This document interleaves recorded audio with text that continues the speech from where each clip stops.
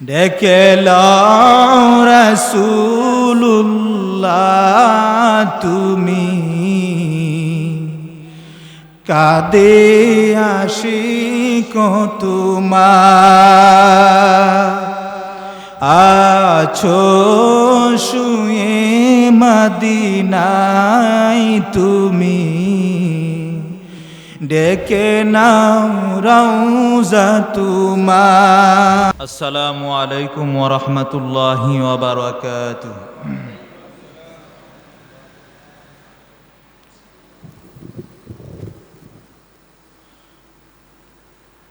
আলহামদুলিল্লাহ আলহামদুলিল্লাহি ওয়া কাফা ওয়া সালামুন আলা ইবাদিহিল্লাযীনা ইসতাফা।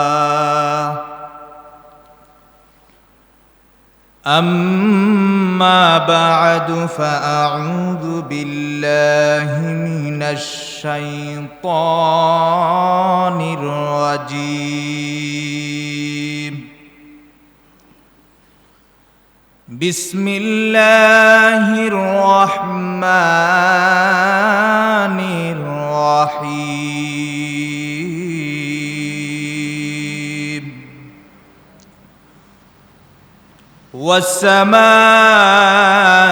ওয়াস-সামাই যাতিল বুরুজ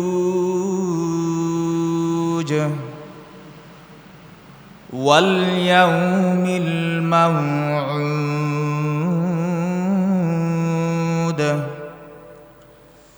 ওয়া শাহিদিন ওয়া মাশহুদ। কুতিলা আসহাবুল উখদুদ আন-নারি যাতিল ওয়াকুদ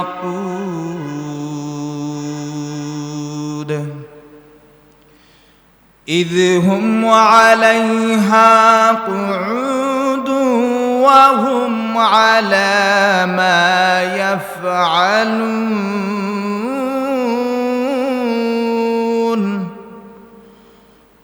وهم على ما يفعلون بالمؤمنين شهود. صدق الله العظيم.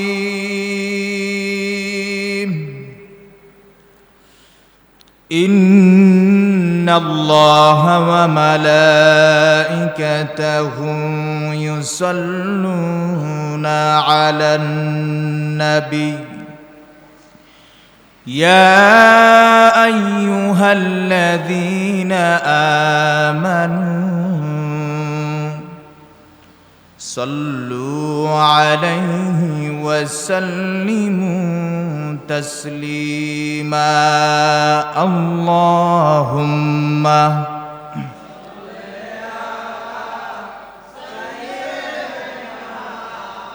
مولانا محمد وعلى آله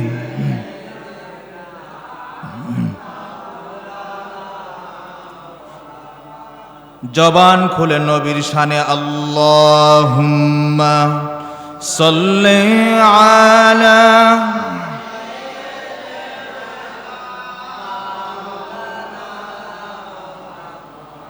ওয়া আলা আলি সাইয়্যিদিনা।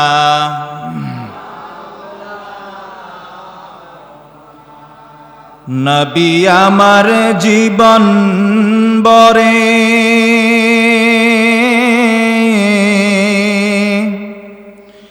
দিনের লাগি কষ্ট করে,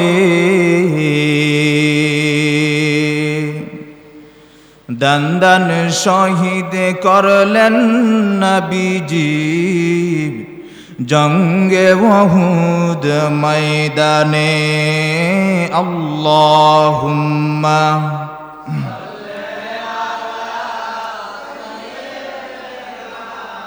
مولانا محمد وعلى آله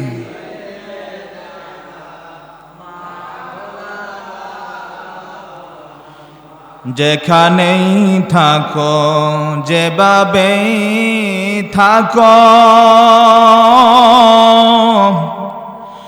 নবীজির আদর্শ মেনে নাও সেখানেই শান্তি সেখানেই মুক্তি যদিও তুমি মরে যাও আল্লাহুম্মা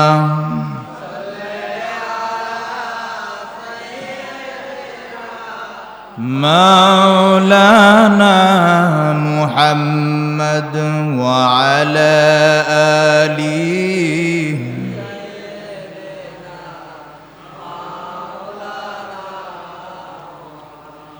নবীগণ তোমার ভালোবাসায়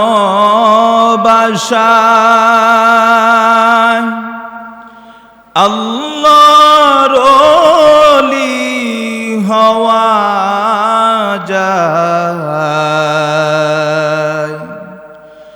নবীগণ তোমার ভালোবাসায় আল্লাহর দিদার পাওয়া যায় আল্লাহুম্মা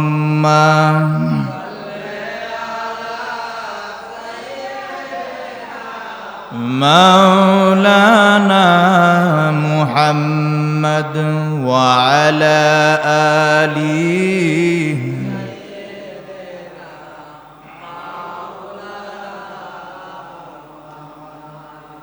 لا إله إلا الله لا إله إلا الله لا إله إلا الله لا إله إلا الله لا إله إلا الله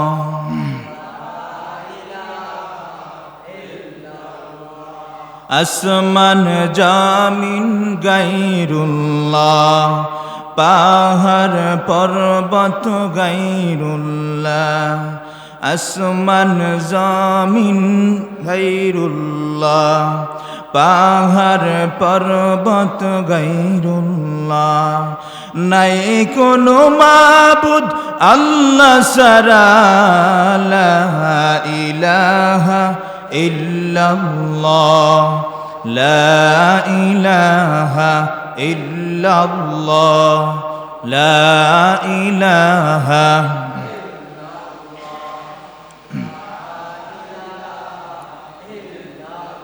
আদম নবী সফিউল্লাহ ইব্রাহিম নবী খলিলুল্লাহ আদম নবী সফিউল্লাহ ইব্রাহিম নবী খলিলুল্লাহ আমাদের নবী হাবিবুল্লাহ লা ইলাহা لا إله إلا الله لا إله إلا الله لا إله إلا الله لا إله إلا الله محمد رسول الله সাল্লাল্লাহু আলাইহি ওয়াসাল্লাম দিন থাকিতে লা ইলাহা ইল্লাল্লাহ বলো ভাই দিন থাকিতে লা ইলাহা ইল্লাল্লাহ বলো ভাই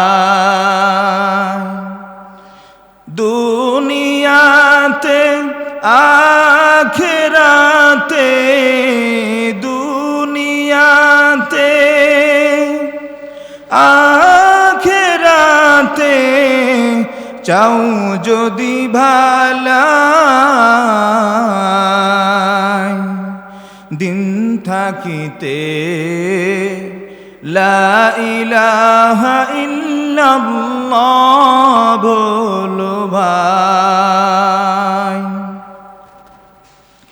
সুবহানাকা লা ইলমা লানা ইল্লা মা আল্লামতানা ইন্নাকা আনতাল আলিমুল হাকীম। রব্বি ইশরাহ লি সাদরি ওয়া ইয়াসসির লি আমরি ওয়াহলুল উকদাতাম মিন লিসানি ইয়াফকাহু কওলি। আলহামদুলিল্লাহ, পশ্চিম বলাখাল আমিরবাড়ি জামি মসজিদ কমিটির উদ্যোগে আয়োজিত 7 দিনব্যাপী 40তম ঐতিহাসিক তাফসিরুল কুরআন মাহফিলের অধ্যকার সমবেত সম্মানিত দিনদার মুসলমান মুসল্লিয়ানে কেরাম,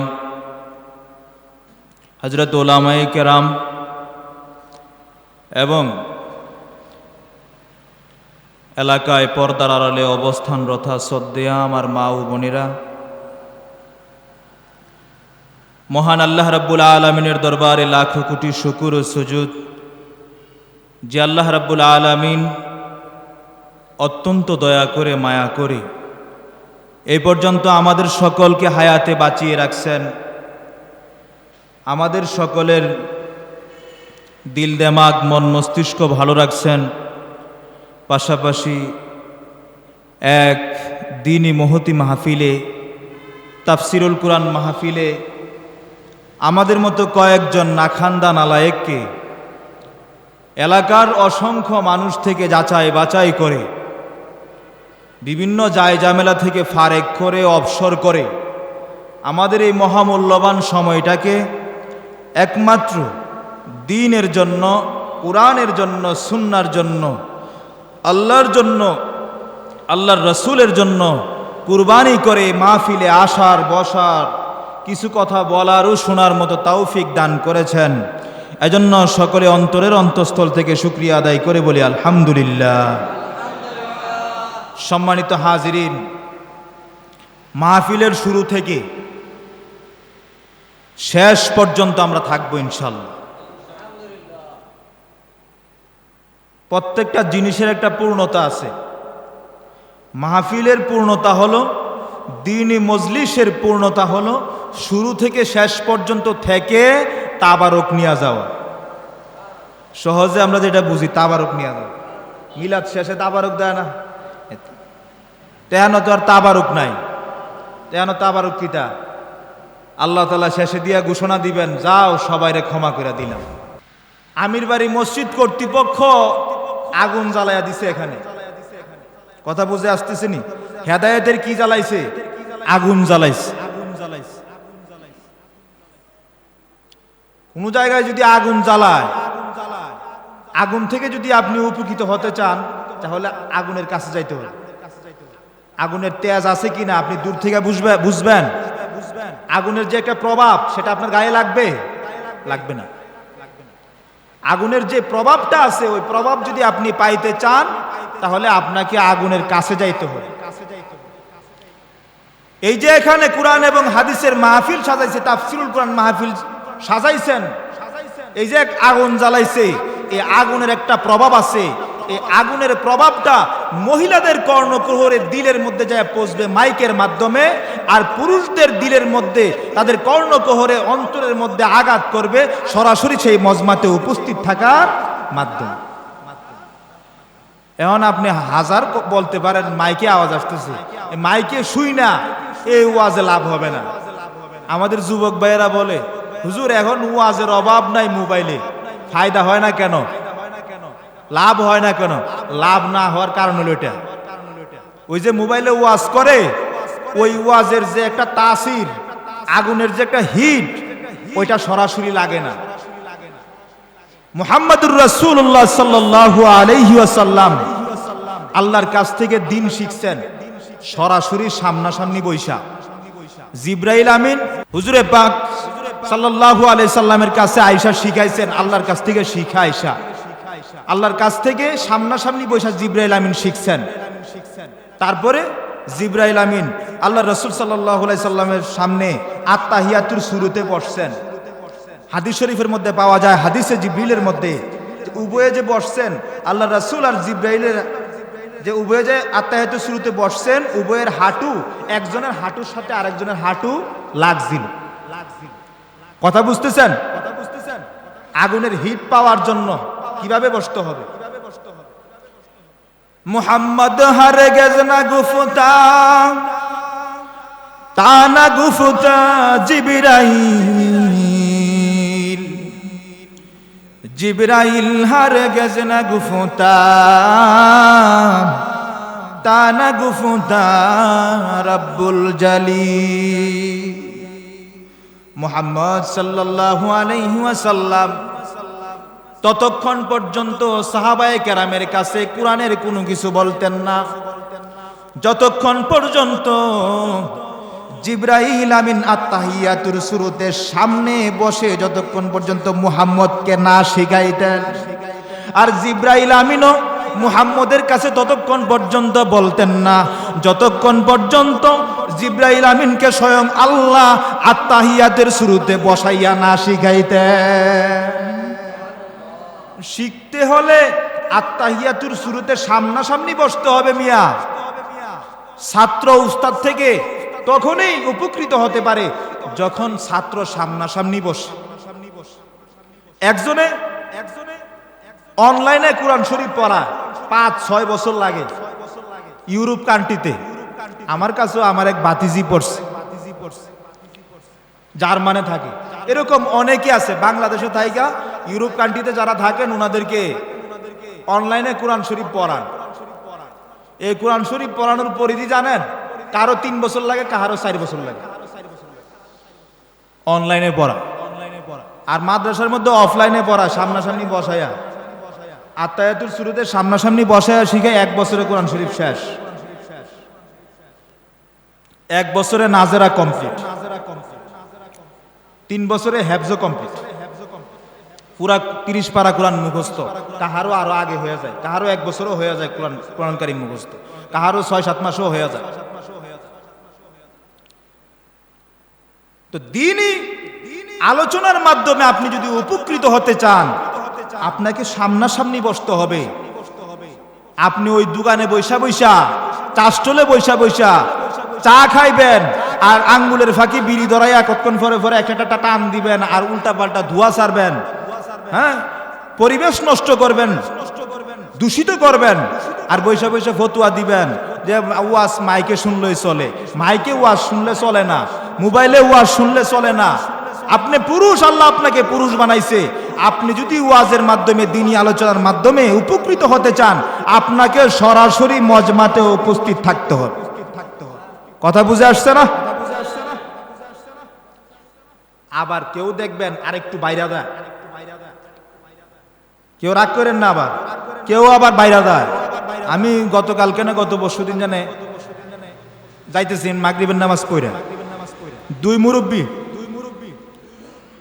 এক মুরব্বী চুপচাপ আছে, মানে উনি মাহফিলের পক্ষে। আরেক মুরব্বী কইতেছে মাহফিল কইরা কি লাভ, এত মাহফিল কইরা কি লাভ। ওই লোকেরা আমি দেখি নাই কোনো সময় মাহফিলে যাইতে। টেহাতে বুঝবো কই থেকে মাহফিল করলে কি লাভ, কিও মসজিদে আইলে কি লাভ, কি ফায়দা, যে মুসল্লি সে এনে বুঝবো। যে মসজিদে আসে না, মসজিদের দ্বারে কাছেও নাই, সে কেমনে বুঝবো মসজিদে আইলে কি লাভ, মাহফিলে আইলে কি লাভ। ওয়াযাক্কির ফাইন্নায যিকরা তানফাউল মুমিনিন। তুমি লাভ পাও না বিচাইরা, আল্লাহ কয় নবী ওয়াজ করতে থাকেন, মুমিনদের উপকারে আসবে। এই মিয়া তুমি কটাক্ষ করে বলো মাহফিল করলে কি লাভ কি ফায়দা, তুমি মুমিন না মিয়া, তোমার নাম বেঈমানের খাতার মধ্যে উঠে গেছে। আর তুমি মুমিন হইয়া কোনোদিন মসজিদে যাইয়া টুপি লাগাইয়া পাঞ্জাবি পরে এই ধরনের কথা কোনোদিন বলতে পারো না। তুমি কেমনে বলো মাহফিল কইরা কি লাভ? দীর্ঘ 16টা বছর মানুষ আলেম ওলামা মন খুলে কথা বলতে পারে নাই। এলাকার দিনদার মুসলমান ভাইয়েরা মাহফিল করার চেষ্টা করলে, দিনী আলোচনা প্রোগ্রাম করার চেষ্টা করলে কত হয়রানির শিকার হইতে হইতো। আমাদের এখানের প্রোগ্রাম নিয়ে হইতো, কত জায়গায় যাওয়া লাগছে, এই টেবিলতে ওই টেবিল, ওই টেবিলতে ওই টেবিল, ওই টেবিলতে ওই টেবিল। দীর্ঘ 16টা বছরে হকের আওয়াজটাকে অনেকটাই নিস্তেজ করে দিয়েছে, যার জন্য আমরা শুধু বাতিলের আওয়াজটাকে এই দীর্ঘ 16 বছর বেশি বেশি শুনছি। ঠিক কিনা জোরে কর? দীর্ঘ 16 বছরে শুধু বাতিলের আওয়াজটা আমরা বেশি বেশি শুনছি, হকের আওয়াজ আমরা এত বেশি শুনি নাই। হকের আওয়াজ যখন হয় তখন শয়তান বাতাস ছাড়তে ছাড়তে দৌড়ায়। ওই শয়তানের দীর্ঘ 16 বছর সহ্য হইছে না, শয়তান চক্রান্ত কইরা হকের আওয়াজকে বন্ধ করে রাখছে খোলামেলা বিচরণের জন্য। কারণ হকের আওয়াজ হইলে শয়তান খোলামেলা বিচরণ করতে পারে না। যখন আজান হইয়া যায়, মুয়াজ্জিন যখন আল্লাহু আকবার বলে আজান দেয়, শয়তান হাওয়া ছাড়তে ছাড়তে দৌড়ে। হকের আওয়াজ যখন হয়, বাতিলের প্রাসাদ চূর্ণ বিচূর্ণ হয়ে পড়ে যায়, কম্পন সৃষ্টি হয়ে যায় বাতিলের মধ্যে। এক শাহজালাল ইয়ামানি রহমাতুল্লাহি আলাইহি সিলেটের জমিনে হকের আওয়াজ দিছেন, গৌর গোবিন্দের প্রাসাদ সব ধুলার সাথে মিশে গেছে। হকের আওয়াজের অনেক ফায়দা, ওয়াজে লাভ আছে না নাই এটা তো মিয়া পরে, হকের আওয়াজ হইতে দাও। আর নাইলে দেখবে একদিন এমন অবস্থা হবে, বুখারা, সমরকন্দ, তিরমিজ, যেই বুখারাতে, রাশিয়ার বুখারাতে ইমাম বুখারী রহমাতুল্লাহি আলাইহির জন্ম, সেই বুখারাতে সরাসরি আজান পর্যন্ত দেওয়া যায় না। যে তিরমিজ শহরের মধ্যে ইমাম তিরমিজি রহমাতুল্লাহি আলাইহির জন্ম, যে সমরকন্দে বড় বড় শায়েখদের জন্ম, ওই সকল শহরের মধ্যে খোলামেলা আজান পর্যন্ত দেওয়া যায় না। কেন? ওই হকের আওয়াজটা যেভাবে সমুন্নত রাখার দরকার ছিল, সেভাবে ওই এলাকার মুসলমানরা সমুন্নত রাখে নাই। এজন্য শয়তান সেখানে বিজয় হয়ে গেছে, হকটা পরাভূত হয়ে গেছে। এজন্য আমরাও যদি আওয়াজ করাও যদি বন্ধ করে দেই, তাইলে শয়তানের আওয়াজ বাড়বে না কমবে? বাড়বে। ওয়াযাক্কির ফাইন্নায-যিকরা তানফাউল মুমিনিন।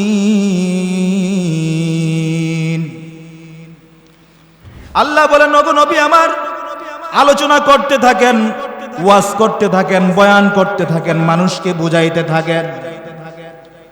নবী গো, যারা মুমিন তারাই আপনার কথাগুলো শুনবে।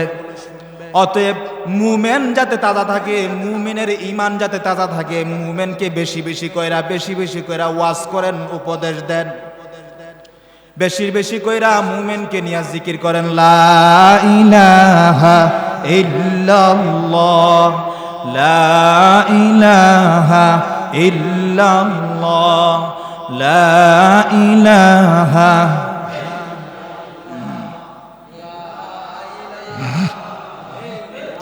সাল্লাল্লাহু আলাইহি ওয়াসাল্লাম। قال النبي صلى الله عليه وسلم جددوا إيمانكم قيل يا رسول الله كيف نجدد إيماننا قال أكثروا بذكر لا إله إلا الله لا إله إلا الله। আল্লাহর নবী বলেন, ও আমার সাহাবায়ে কেরাম, হে মুমিন সাহাবায়ে কেরাম, হে ঈমানদারেরা, তোমরা বেশি বেশি করে লা ইলাহা ইল্লাল্লাহ বলো, তোমরা তোমাদের ঈমানকে নবায়ন করো। ও মুমিন, ঈমানকে নবায়ন করো, কয়েকদিন পরে পরে ঈমানকে বেশি বেশি রেণু করো, দিনে কয়েকবার করে ঈমানকে রেণু করো। পাসপোর্ট যেরকম রেণু করাইতে হয়, কয়েক বছর পর পর নবায়ন করতে হয়। হে মুমিন, ঈমানকে নবায়ন করো। সকালে 100 বার লা ইলাহা ইল্লাল্লাহ বলো, দুপুরে 100 বার লা ইলাহা ইল্লাল্লাহ বলো, যখন মনে হয় তখন লা ইলাহা ইল্লাল্লাহর জিকির করো, বেশি বেশি কালিমার জিকির করো। সাহাবায়ে কেরামকে বলে ঈমানকে নবায়ন করো, হ্যাঁ ঈমানদাররা ঈমানকে নবায়ন করো। সাহাবায়ে কেরাম বলে কাইফা নুজাদ্দিদু ঈমানানা ইয়া রাসূলুল্লাহ, হ্যাঁ আল্লাহর রাসূল ঈমানকে কিভাবে নবায়ন করব, ঈমান আবার কিভাবে নবায়ন করে?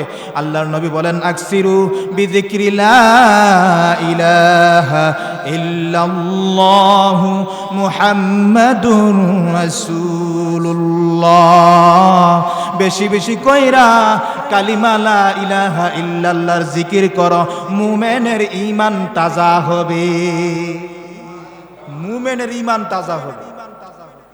মুমিনের ঈমান এনে তাজা করব, কাফেরের ঈমান তাজা করব কোত্থেকে? তো তো ঈমানে নাই, কিছু থাকলে এনে এর মধ্যে দিলে বাড়তো, মূলে নাই কিছু, এটা তাজা করব কি? এজন্য ভাই ওয়াজ মাহফিল মুমিনের জন্য, জিকির আজকার মুমিনের জন্য, নামাজ রোজা হজ যাকাত ইবাদত বন্দেগী এগুলা মুমিনের জন্য।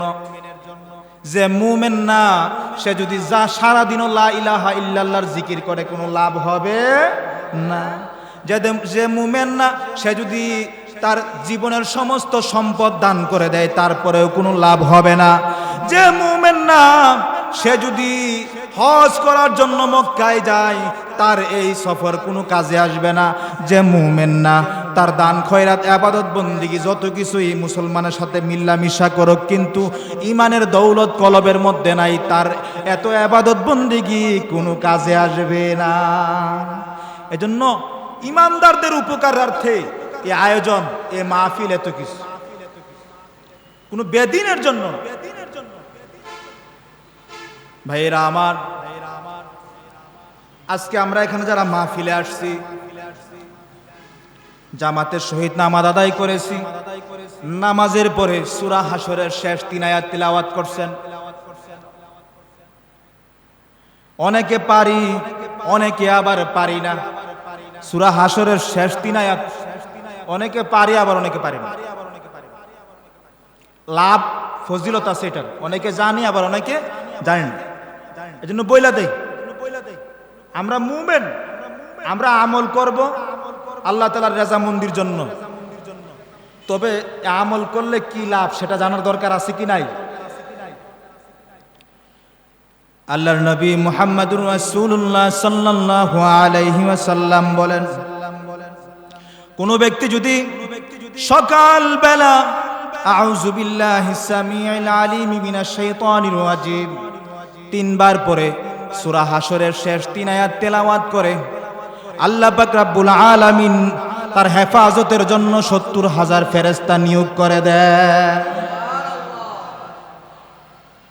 আল্লাহর হাবিব আবার বলেন, কোন ব্যক্তি যদি সন্ধ্যায় সূরা হাসরের শেষ 3 আয়াত তেলাওয়াত করে, আল্লাহ পাক রব্বুল আলামিন ওই সন্ধ্যা থেকে নিয়ে সকাল পর্যন্ত তার হেফাজতের জন্য 70,000 ফেরেশতা নিয়োগ করে দেয়।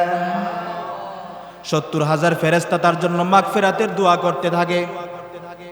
বান্দা ঘুমিয়ে আছে, ফেরেশতারা দোয়া করে, আল্লাহ আপনার বান্দাকে ক্ষমা করে দেন, আপনার বান্দাকে মাফ করে দেন। বান্দা এমন সাইজের ঘুম দিছে, লুঙ্গি পরনে নাই, মাথায় উঠে গেছে, পুরা উলঙ্গ অবস্থায় বান্দা ঘুমায়। ফেরেশতারা বৈশা বৈশা দোয়া করে, আল্লাহ গো আপনার এই বান্দাকে ক্ষমা করে দেন, বান্দাকে ক্ষমা করে দেন। দেখছেন নি কারবার? বান্দা অচেতন, ঘুমের ঘরে বান্দা বেহাল অবস্থায় আছে।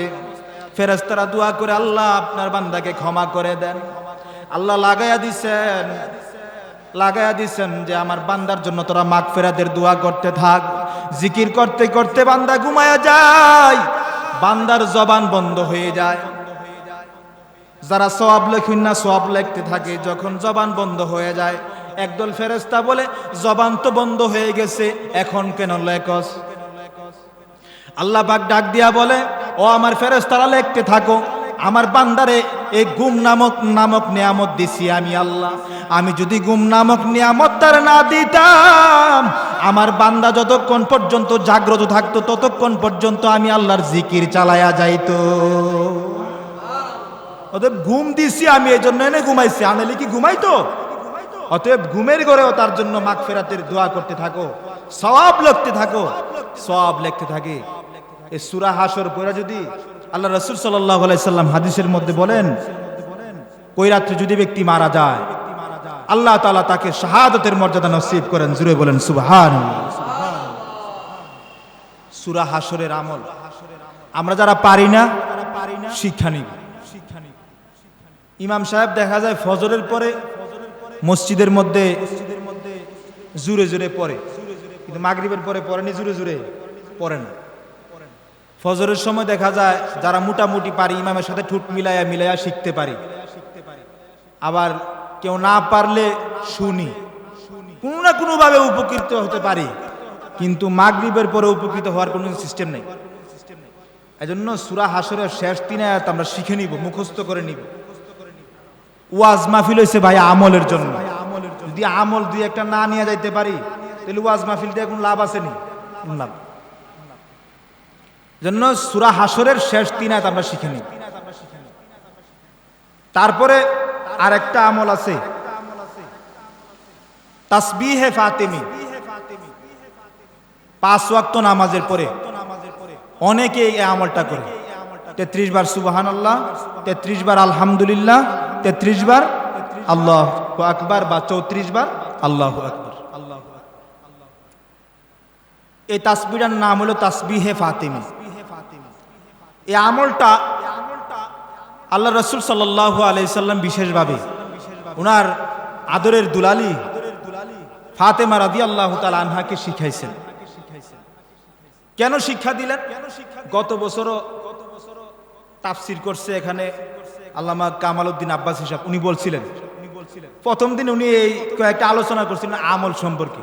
নবী মুহাম্মদুর রাসূলুল্লাহ সাল্লাল্লাহু আলাইহি সাল্লামের সন্তান, সাদাসিধা জীবন, নিজে নিজে সব কাজ করেন, দু জাহানের বাদশা, দু জাহানের বাদশার কন্যা, সব কাজ নিজে নিজে করেন, পারিবারিক কাজ নিজে নিজে করেন, পানি নিজে নিজে উঠান, আটা পেশেন নিজে নিজে, ডাইল পেশেন নিজে নিজে, সব নিজে নিজে করেন। আমাদের সমাজের মহিলারা সামান্য একটু টাকা পয়সা যদি স্বামীর হইয়া দেয় তখন আর পাওয়ার নিচে মাটি থাকে না, হাওয়া দিয়া চলে তারা। ওই কাজের লোক লইতো, এই মহিলায় কাজের বুয়া, এই বুয়া, ওরে বাপ রে বাপ, বাপ রে বাপ। যারা শহরে ভাড়া থাকে তাদের তো কোয়া লাভ নাই। শাহী জিন্দেগি, এই মহিলারা কেমনে জান্নাতে যাবে আমার বুঝে আসে। এত আরামায় এসে থাকে কিভাবে জান্নাতে যাইবো আমার বুঝে আসে। নবীজি মুহাম্মদুর রাসূলুল্লাহ সাল্লাল্লাহু আলাইহি সাল্লামের কন্যা ফাতেমা রাদিয়াল্লাহু তাআলা আনহা কূপ থেকে পানি উঠাইতে উঠাইতে, এই যে রশি শরীরের মধ্যে পেঁচ দিয়া কূপ থেকে পানি উঠাইতেন, শরীরের মধ্যে দাগ পড়ে গেছে, রশির দাগ পড়ে গেছে শরীরের মধ্যে। আগের যুগে যারা মুরব্বীরা হয়তো অনেকে দেখছেন, চাক্কি দিয়ে আটা পেষতে হতো, এভাবে চাক্কি ঘুরায় ঘুরায় আটা পেষতে হইতো, এভাবে আটা পেষণ করতে করতে করতে করতে হাতের মধ্যে ফসা ফুটে যাইতো। আর এখনের মহিলাদের কত সুবিধা, কাজের বুয়া, ঘরের মধ্যে আবার ব্লেন্ডার, আবার ওই পাটোয়ারি মেলের মধ্যে মেশিন আছে, ওখানে পাঠাইয়া দে, জামাইরে দাও, ওখান থেকে এটি চুরাই আনো, কত কিছু কইরা আয়না দিয়ে, এরপরও জামাই পছন্দ মতো একটা পিঠা খাইতে পারে না।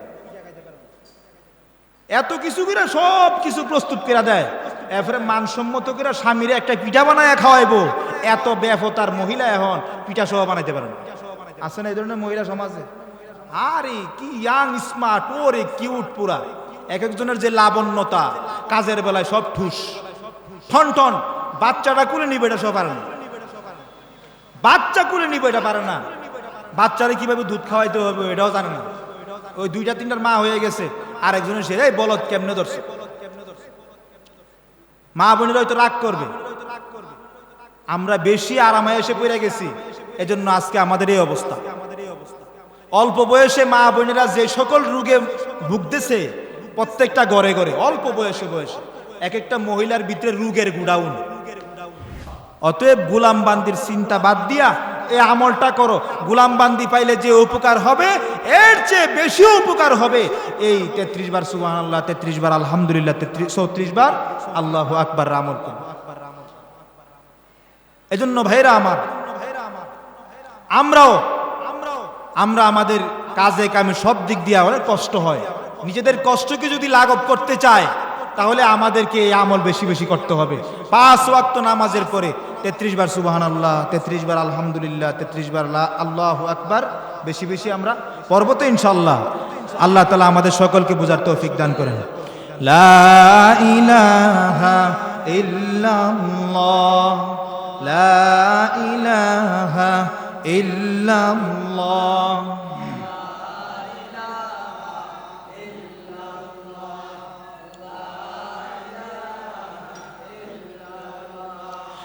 লা ইলাহা ইল্লাল্লাহ, লা ইলাহা,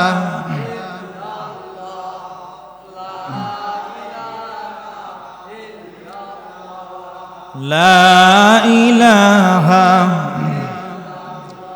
লা ইলাহা ইল্লাল্লাহু মুহাম্মাদুর রাসূলুল্লাহ সাল্লাল্লাহু আলাইহি ওয়াসাল্লাম। আমরা যে এই সূরাটা আমরা শুরু করছি,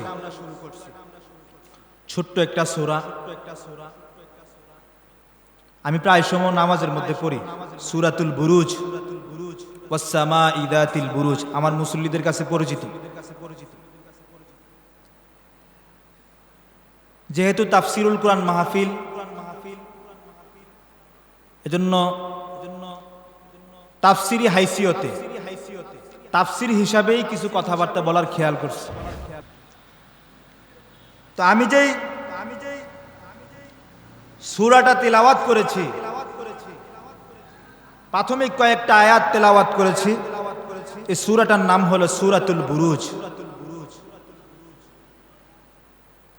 সূরাটা মক্কায় অবতীর্ণ, মক্কায় নাজিল হয়েছে।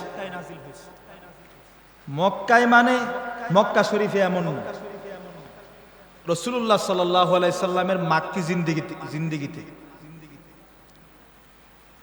রাসূলুল্লাহ সাল্লাল্লাহু আলাইহি সাল্লামের মক্কার জিন্দেগিতে এই সূরাটা নাজিল হয়েছে।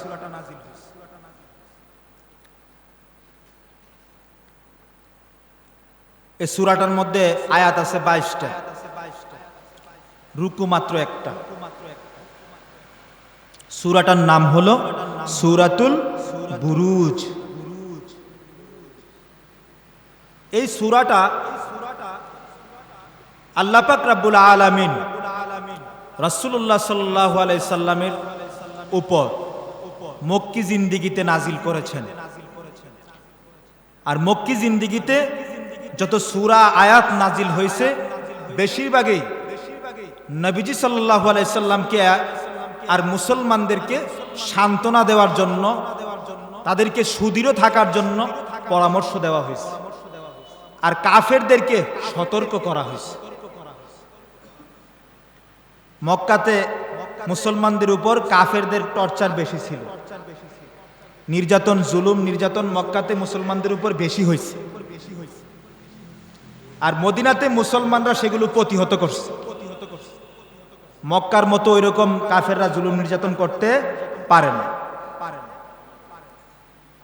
তো সূরাতুল বুরুজটা নবীজির উপর নাজিল করার কারণ, প্রেক্ষাপট, বা যেটাকে আরবিতে বলে শানে নুজুল, কেন এটা নাজিল করলো? নাজিল করার কারণ হইল একবারে সহজ।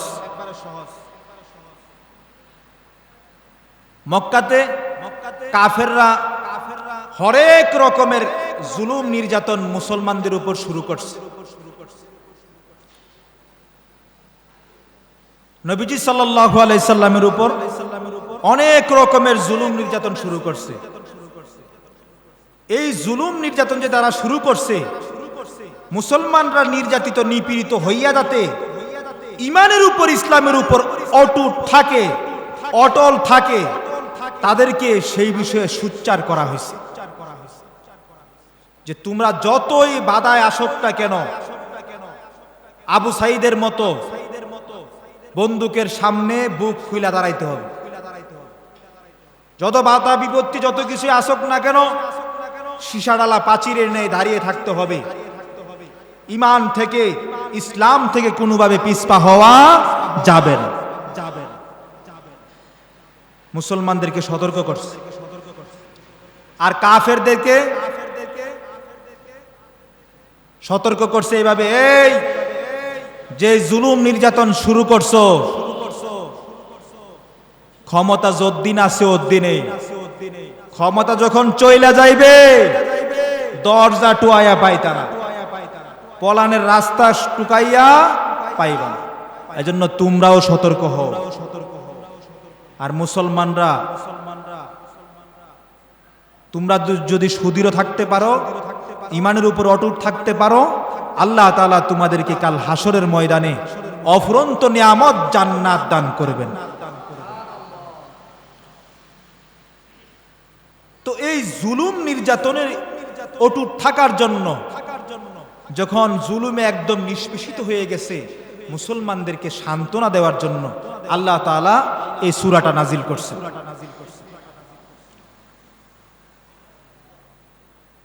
আউযু বিল্লাহি মিনাশ শাইতানির রাজীম। বিসমিল্লাহির রহমানির রহিম।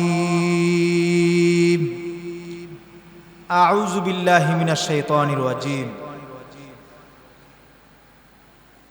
এর অর্থ হলো, বিতাড়িত শয়তান থেকে আমি আল্লাহ পাক রব্বুল আলামিনের কাছে আশ্রয় কামনা করছি।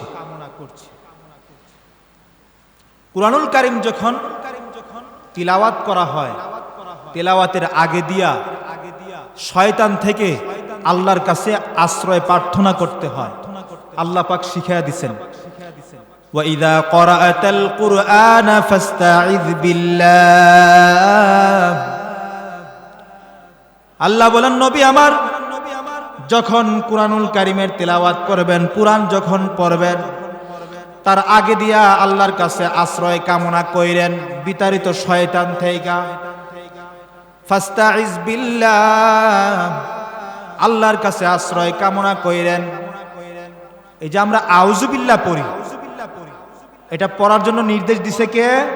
আল্লাহ তাআলা।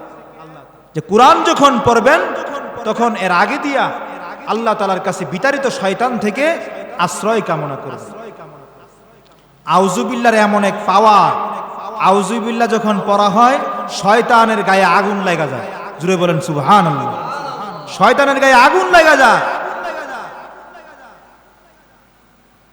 এজন্য যখনই কুরআন পড়া হবে, যখনই আমরা কুরআন পড়ব, তখন আউযু বিল্লাহি মিনাশ শাইতানির রাজীম পড়ব। বিসমিল্লাহির রহমানির রহিম।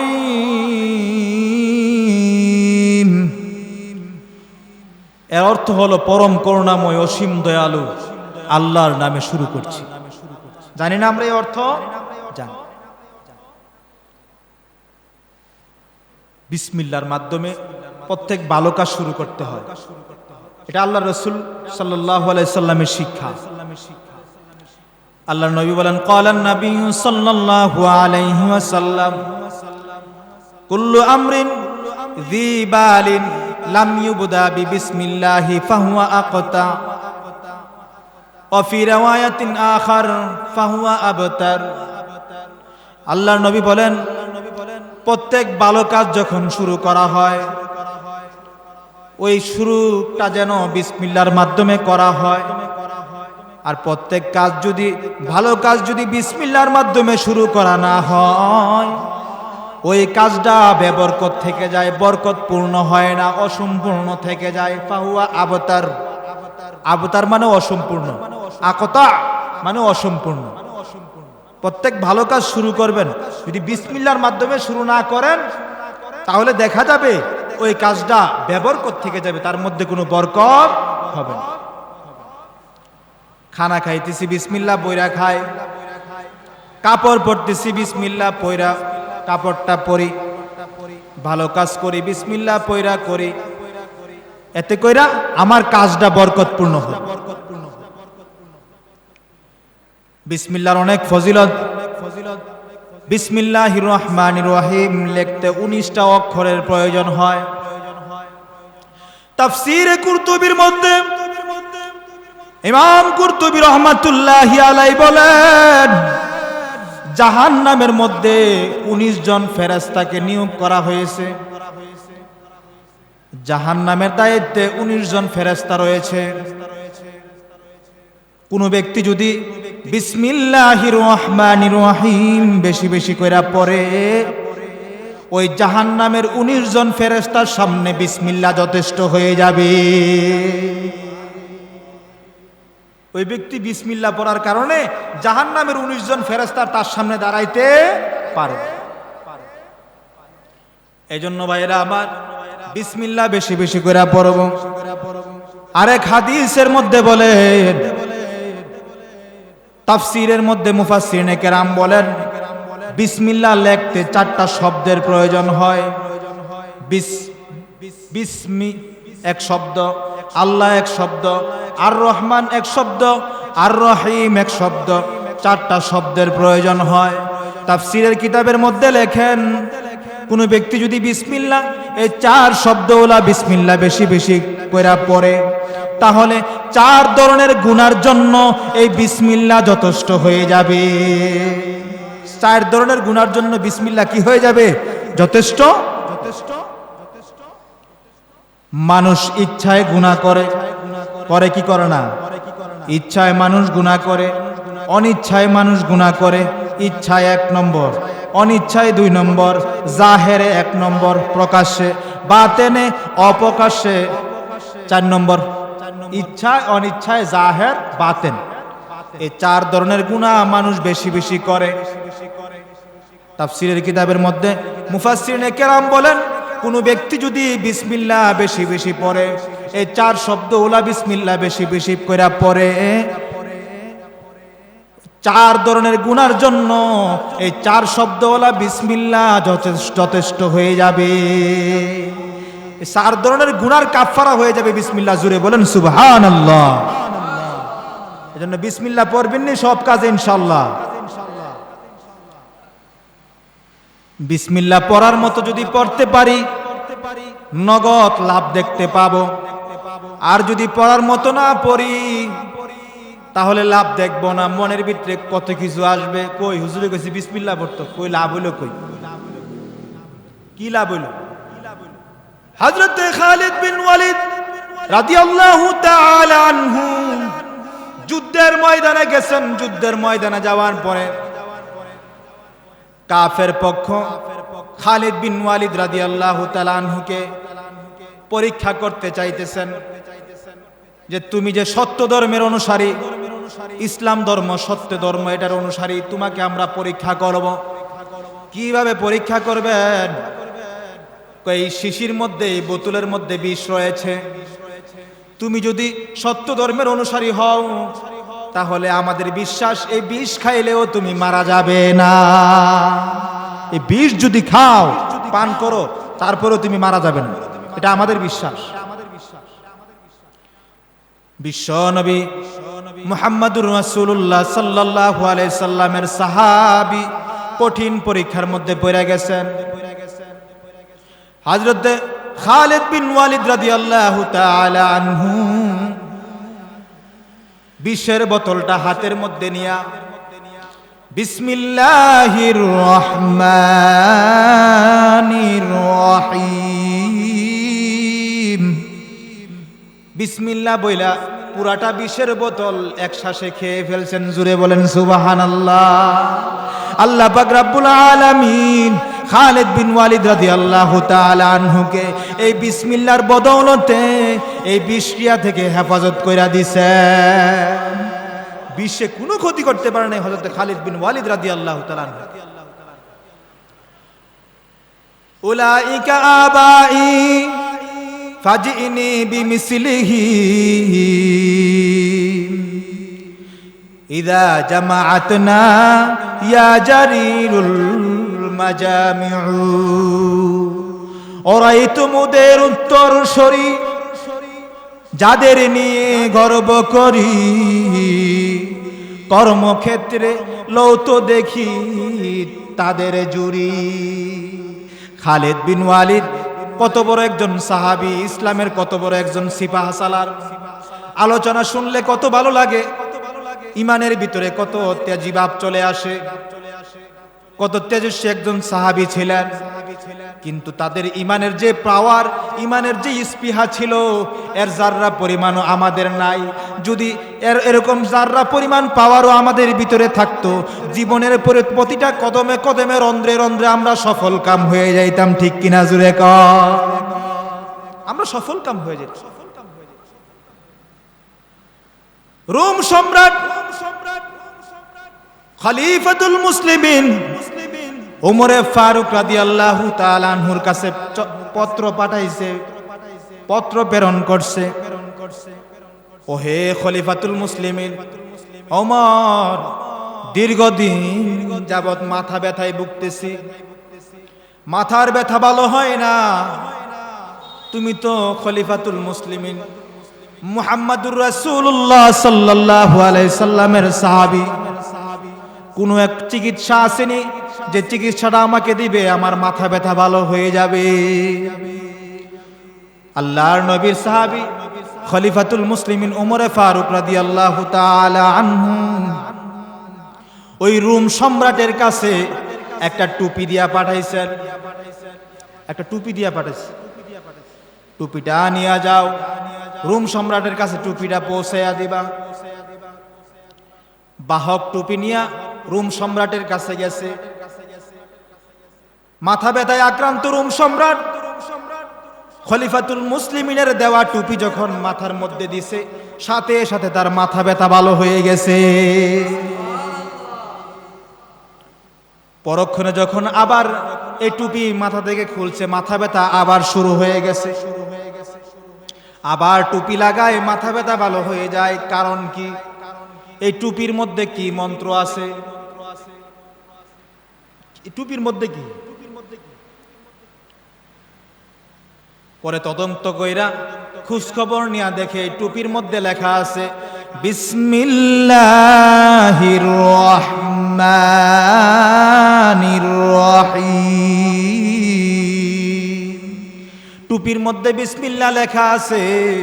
আল্লাহ পাক রব্বুল আলামিন এই বিসমিল্লাহর বদৌলতে রোম সম্রাটের মাথা ব্যথা ভালো করে দিছেন।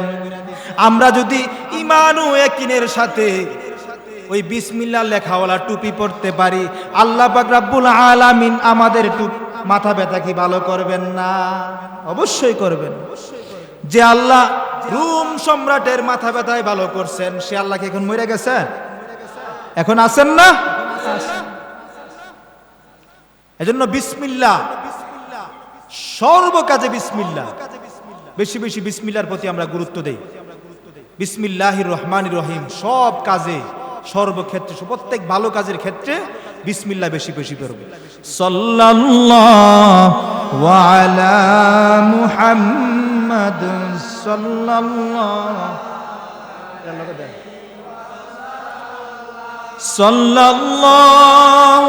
আলা মুহাম্মাদ সাল্লাল্লাহু ওয়া সুরুরত আজিজ जहां के निराले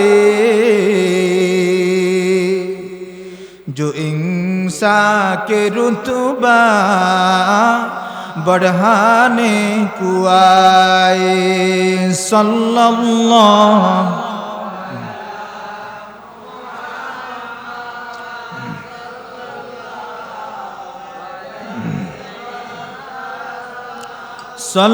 सल्लल्लाहु अला मुहम्मद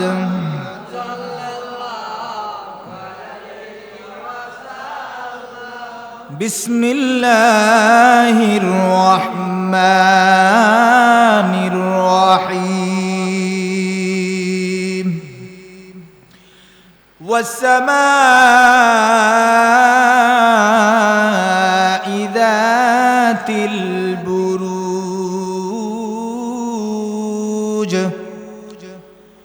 ওয়াল ইয়াউমিল মাউউদ ওয়া শাহিদিন ওয়া মাশহুদ।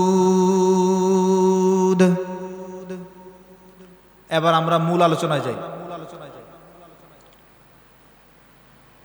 আল্লাহ পাক রব্বুল আলামিন শপথ করতেছেন, বুরুজ বিশিষ্ট আসমানের শপথ,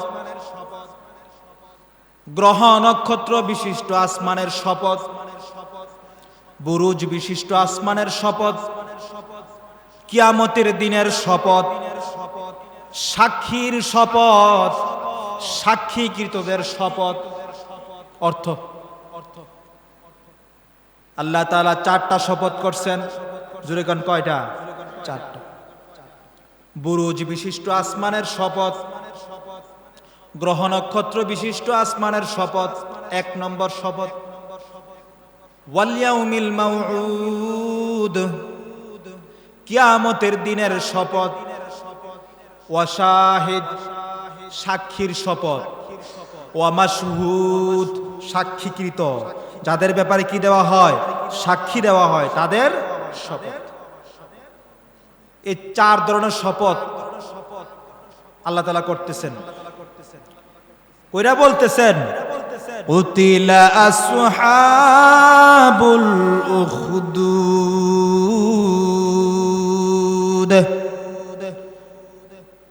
উখদুদবাসীদেরকে হত্যা করা হয়েছে।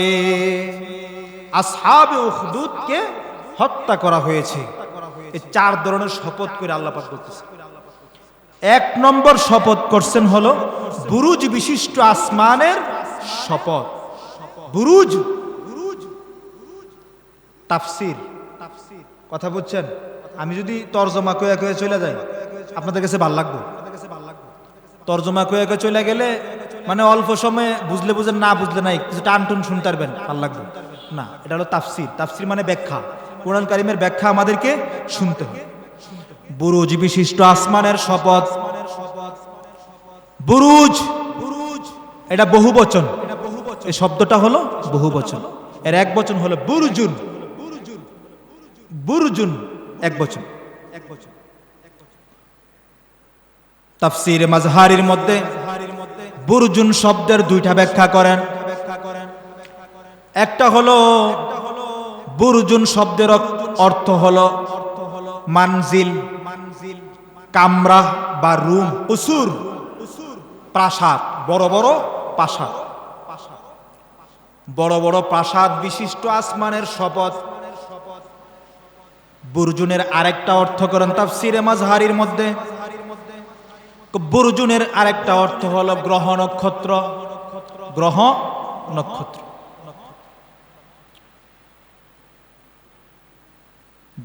যেখানে বুরজুন শব্দের অর্থ নিছেন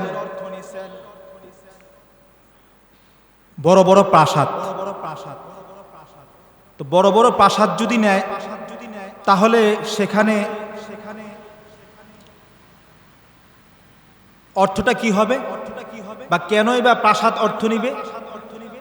তো আকাশকে নিয়ন্ত্রণে রাখার জন্য আল্লাহ পাক রব্বুল আলামিন আকাশের ব্যবস্থাপনাকে ঠিক রাখার জন্য বড় বড় ফেরেশতা আল্লাহ তাআলা সৃষ্টি করেছেন।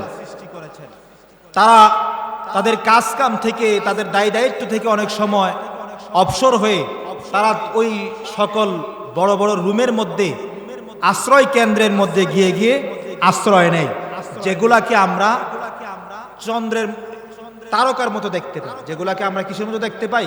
তারকার মতো দেখতে পাই। এটা হলো যদি বুরজুনের অর্থ আপনি ধরেন, হলো যে বুরজুনের অর্থ হলো বড় বড় বিশালাকায় রুম, কামরা।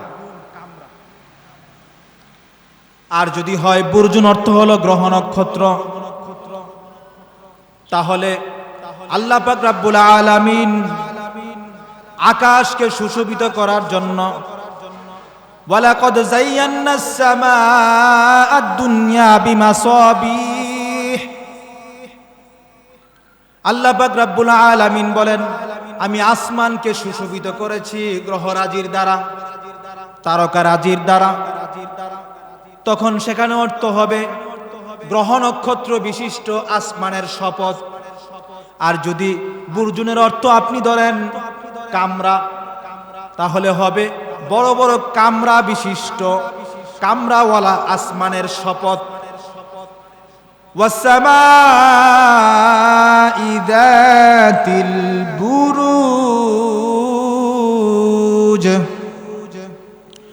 গ্রহ নক্ষত্র বিশিষ্ট আসমানের শপথ। কেন করলেন এই আসমানের এই শপথ? আসমারা বেসুতু দারদ নেগা, এই আসমান আল্লাহ পাক রব্বুল আলামিনের অনেক বড় একটা সৃষ্টি। এই গ্রহ নক্ষত্র চন্দ্র সূর্য আল্লাহ পাকের অনেক বড় সৃষ্টি। আল্লাহ পাক রব্বুল আলামিনের বড় বড় সৃষ্টির মধ্য থেকে এগুলার অন্যতম।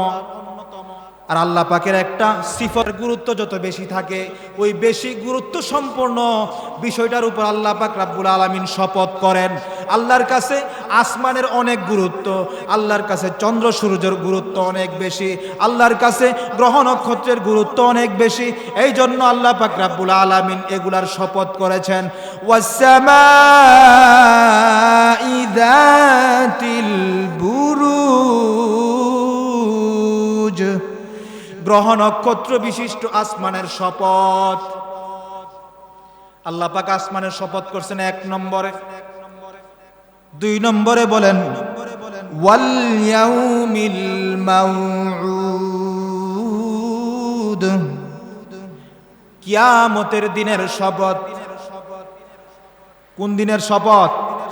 কিয়ামত হইবনি? কিয়ামতের দিনের শপথ। আল্লাহ পাক কোরআন কারিমে বলেন, আল্লাহু লা ইলাহা ইল্লাহু লা ইয়াজমা'আন্নাকুম ইলা ইয়াউমিল কিয়ামাহ লা রাইবা ফীহি।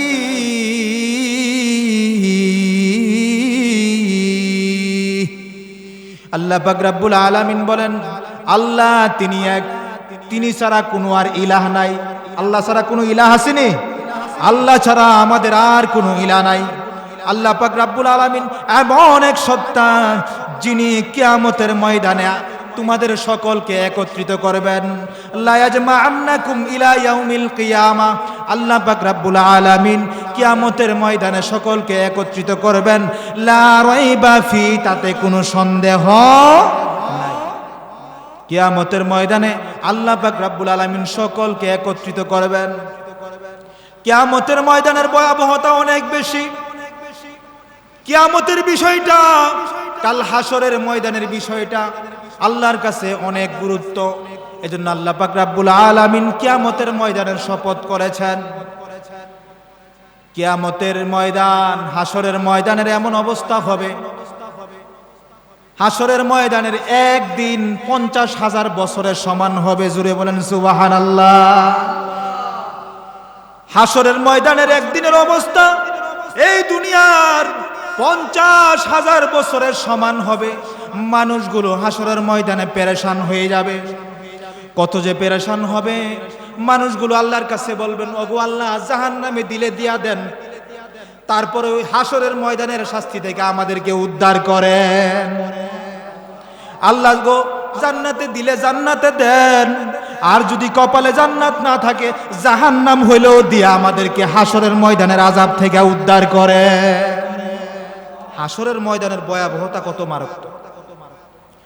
উম্মাদের মতো মানুষগুলো হাসরের ময়দানে ছুটাছুটি করতে শুরু করে দিবেন।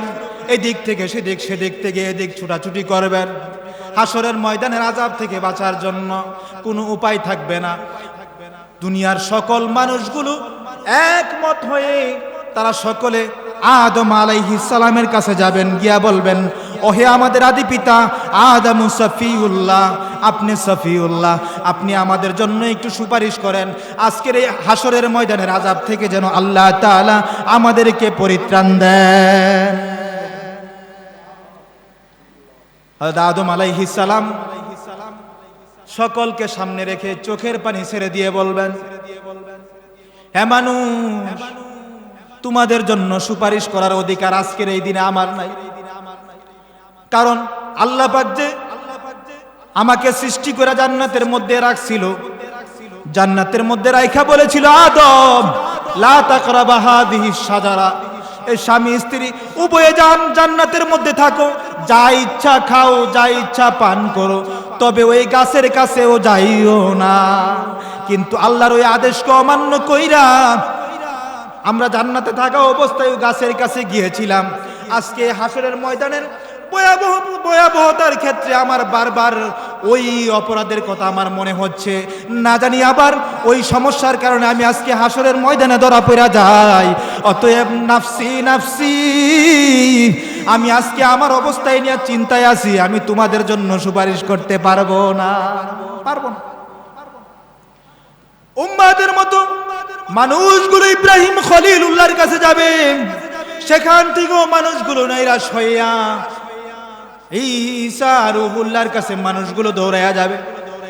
ঈসা রূহুল্লাহ বলবেন, আমার দ্বারা অসম্ভব না, তবে একটা পথ দেখাইয়া দিতে পারি। নবী মুহাম্মদুর রাসূলুল্লাহ সাল্লাল্লাহু আলাইহি ওয়াসাল্লামের কাছে তোমরা যাইয়া দেখো।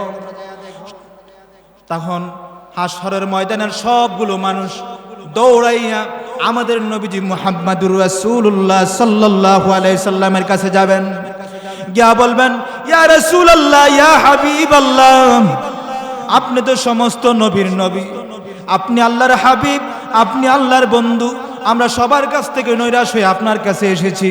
আপনি আল্লাহর কাছে দোয়া করেন, আল্লাহ পাক রব্বুল আলামিন যেন আজকের এই হাসরের ময়দানের ভয়াবহতা থেকে আমাদেরকে পরিত্রাণ দেয়।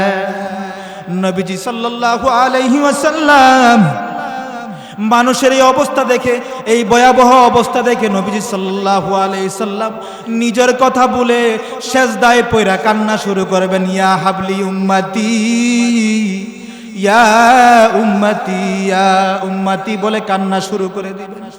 নবীজি সাল্লাল্লাহু আলাইহি সাল্লামের কান্নায় হাসরের ময়দানের মাটি নবীজির চোখের পানিতে ভিজে যাবেন। আল্লাহর রহমতের দরিয়ার মধ্যে উত্তাল তরঙ্গ ঢেউ শুরু হয়ে যাবে, আল্লাহর রহমতের দরিয়ার মধ্যে জুস শুরু হয়ে যাবে। আল্লাহ পাক রব্বুল আলামিন নবীজিকে ডাক দিয়া বলবেন, ইরফা রাসাকা, ওগো নবী আমার মাথা উঠান, ইশফা তুশাফা, আপনি যেই বিষয়ে সুপারিশ করবেন আপনার সুপারিশকে গ্রহণ করা হবে। ওগো নবী মাথা উঠান, আপনি আর কান্না করেন না, আপনি তাড়াতাড়ি করে মাথা উঠান, আপনি বলেন কি চান, ইশফা তুশাফা, কি চান, কোন বিষয়ে সুপারিশ করতে চান, আপনি সুপারিশ করেন, আপনার সুপারিশ গ্রহণ করা হবে। নবীজি সাল্লাল্লাহু আলাইহি সাল্লাম আল্লাহর কাছে তখন বলবেন, ওগো আল্লাহ, আমি চাই আমার সবগুলো উম্মতকে আপনি ক্ষমা করে দেন। আল্লাহ পাক রব্বুল আলামিন বলেন, তখন বলবেন, ওগো নবী, আপনাকে ঘোষণা দিলাম, আপনাকে জানাইয়া দিলাম, কাফের মুশরিক বাদ দিয়া যারা আমার সাথে শরীক করেছে, আমি আপনার এই সকল মুশরিক উম্মতদেরকে বাদ দিয়া সকল উম্মতের জন্য আমি ক্ষমার ঘোষণা দিয়ে দিলাম। ডেকে লও রাসূলুল্লাহ তুমি, কাঁদে আশিক তোমার, আছো শুয়ে মদিনায় তুমি, ডেকে নাও রওজা তোমার।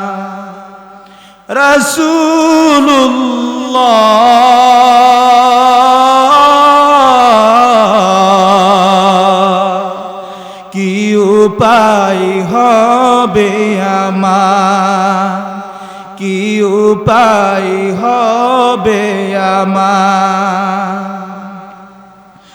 ওই মদিনার পথের ধুলি মাখতাম আমি পেলে সুরমা বলি, ওই মদিনার পথের ধুলি মাখতাম আমি পেলে সুরমা বলি, ফিরে পেত এ নয়নে নূরের আধার, ডেকে নাও রওজা তোমার রাসূলুল্লাহ, ডেকে নাও রওজা তোমার রাসূলুল্লাহ,